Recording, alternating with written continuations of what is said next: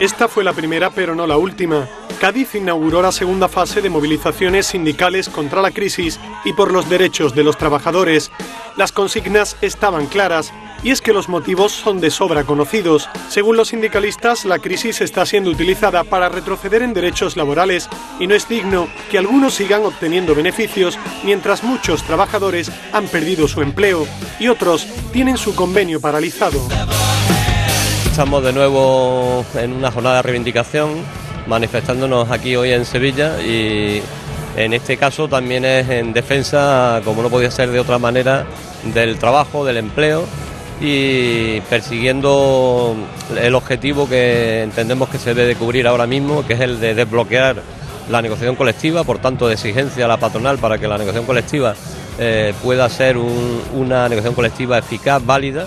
Y desde ese punto de vista también estamos exigiendo a los empresarios que no se aprovechen de esta crisis. En definitiva, es una manifestación en defensa del empleo, de las relaciones laborales actuales, de la negociación colectiva y de mantenimiento de los derechos laborales.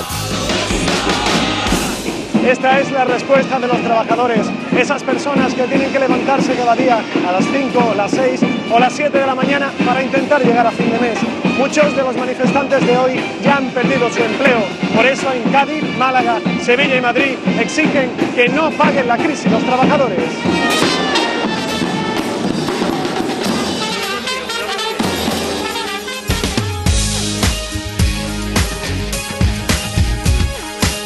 En Sevilla, unos 4.000 manifestantes dijeron no a la situación de desamparo que sufren los trabajadores. Para los dos sindicatos mayoritarios de nuestra tierra, UGT y Comisiones Obreras, la Navidad es más que una simple época del año en la que los deseos están a flor de piel. La lucha continúa y los objetivos de la misma los explica Francisco Carbonero, líder de Comisiones Obreras. Lo que pretendemos con esta movilización es exigir a los empresarios que cumplan con la función social, que no saquen ventaja de la crisis, y a los gobiernos reivindicarles que sean más rigurosos con el cumplimiento de la legislación. La legislación laboral en estos momentos es importante que se cumpla y hay muchísima gente que está aprovechándose de la situación tan difícil que muchísimos trabajadores están padeciendo. La Catedral y la Glorieta de Puerta Jerez fueron los testigos mudos de las protestas sindicales.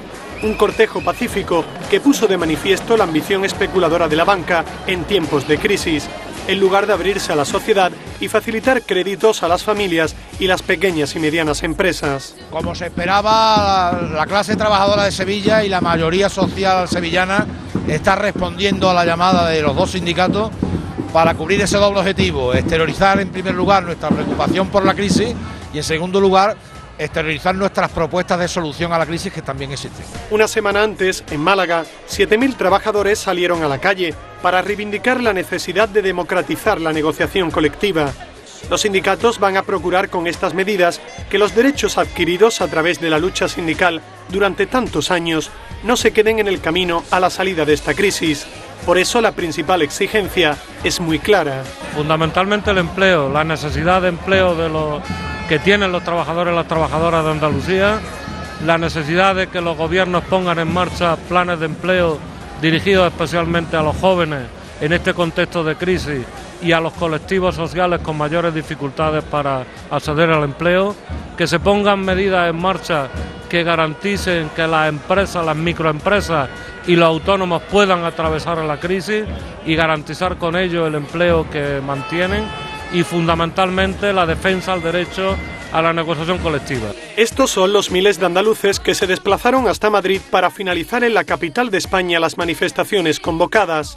El día fue largo, pero el objetivo quedó de sobra cumplido. Es una manifestación que pretende ser un aldabonazo en positivo de la sociedad española en demanda de una salida a la crisis que sea compatible con la defensa de los derechos sociales, de los derechos inherentes al trabajo, para evitar que, además de la pérdida de empleo, los trabajadores y trabajadoras de nuestro país y quien desgraciadamente hoy se ve en situación de desempleo se vean abocados además a la pérdida de salarios, a la pérdida de condiciones de trabajo, al deterioro de unos sistemas de protección social que son básicos para el desarrollo futuro de nuestro país. Es una convocatoria a favor para proteger el empleo, para proteger los salarios, para proteger los derechos sociales de las trabajadoras y de los trabajadores de nuestro país, para pedir una salida solidaria de la crisis económica,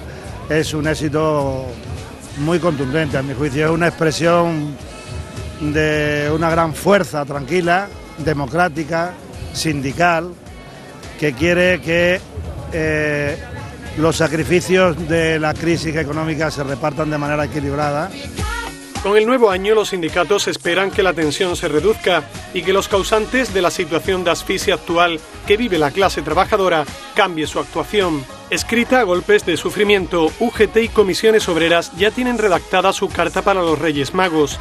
El deseo coincide: que la negociación colectiva sea respetada y que el paro se reduzca paulatinamente. Comisiones obreras y UGT están respondiendo de forma ejemplar y los Reyes Magos todo lo ven.